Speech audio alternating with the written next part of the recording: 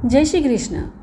अश्विन माह में आने वाले शारदीय नवरात्रि के पावन दिनों की शुरुआत हो चुकी है और इस पावन दिनों में जो भी मनुष्य माँ भगवती की आराधना पूर्ण निष्ठा से करता है उसके समस्त पाप नष्ट हो जाते हैं और इस संसार रूपी भवसागर को पार कर परम धाम को प्राप्त कर सकता है।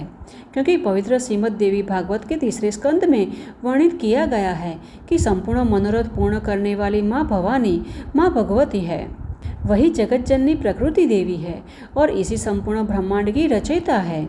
और जो भी व्यक्ति पूर्ण श्रद्धा और भक्तिपूर्वक माँ दुर्गा की आराधना करता है और उनकी कथाओं का श्रवण करता है वह माँ दुर्गा के आशीर्वाद से अवश्य ही अपने परम गंतव्य को प्राप्त कर लेता है।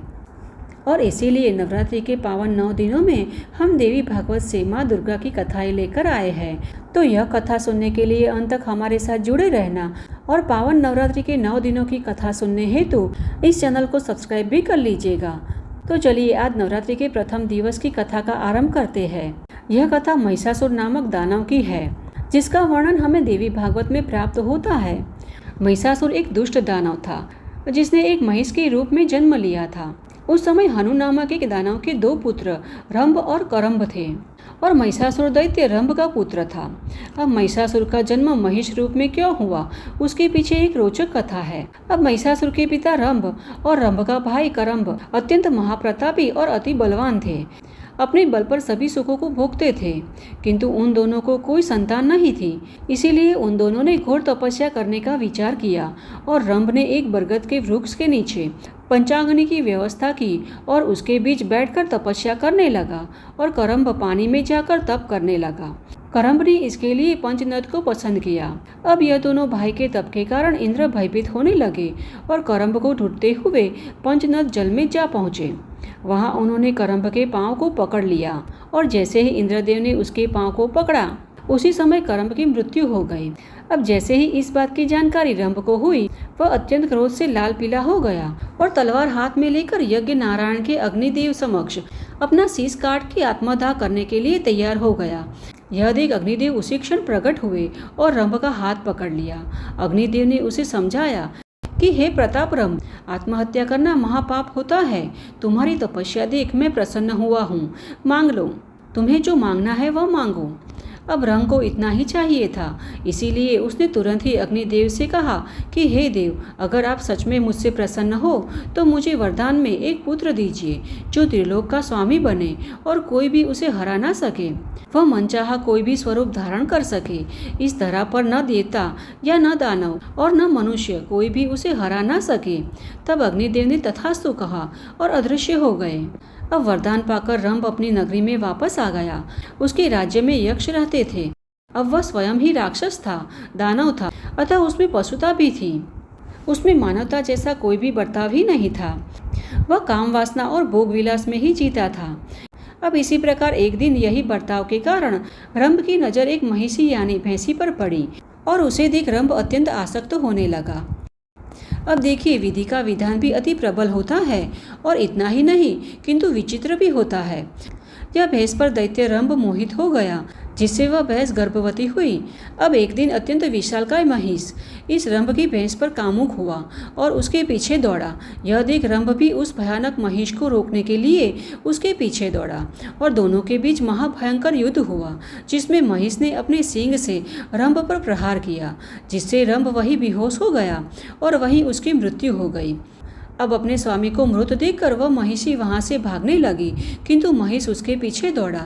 यह देख महिषी भयभीत होकर थरथर कांपने लगी और इतने में ही वहां कुछ यक्ष आ पहुंचे जिन्होंने अपने बाणों के प्रहार से उस महिष को मार दिया।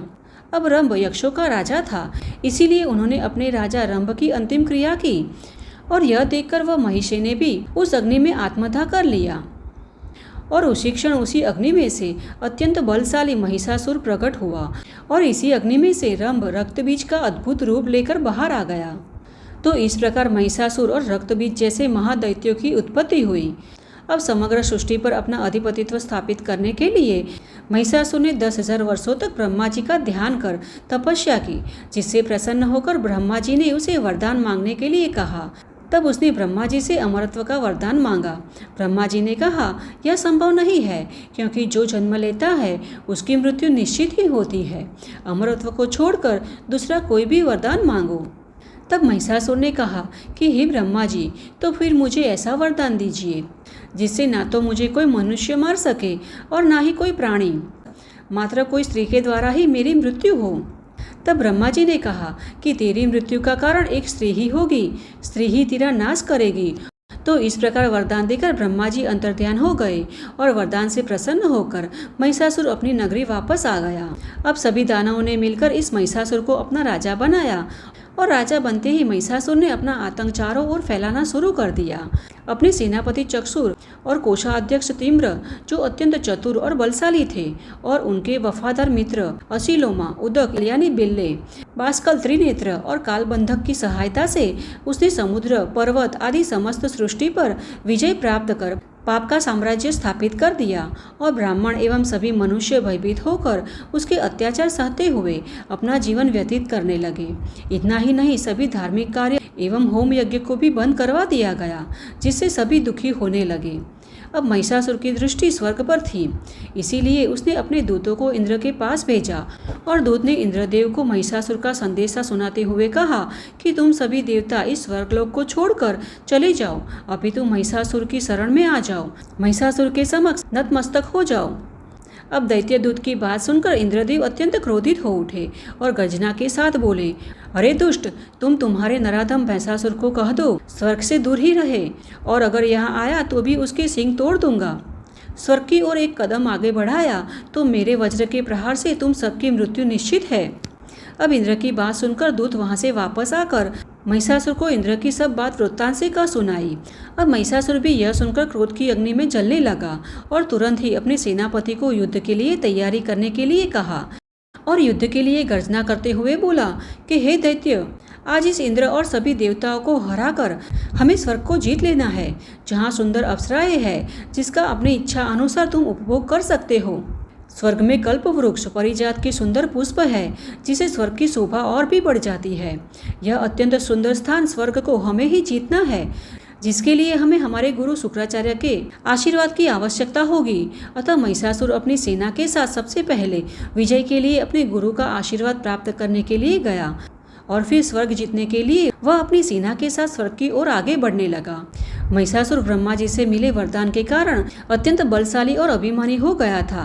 वह पापी था। उसने सृष्टि पर हो रहे सभी पुण्यमयी कार्य को तथा धार्मिक प्रवृत्तियों को भी रोक लगा दी थी और सभी मानव जाति पर अत्याचार करने लगा था और अब स्वर्ग पर भी अपना अधिपतित्व पाने के लिए अपनी सेना के साथ स्वर्ग की ओर निकल पड़ा था।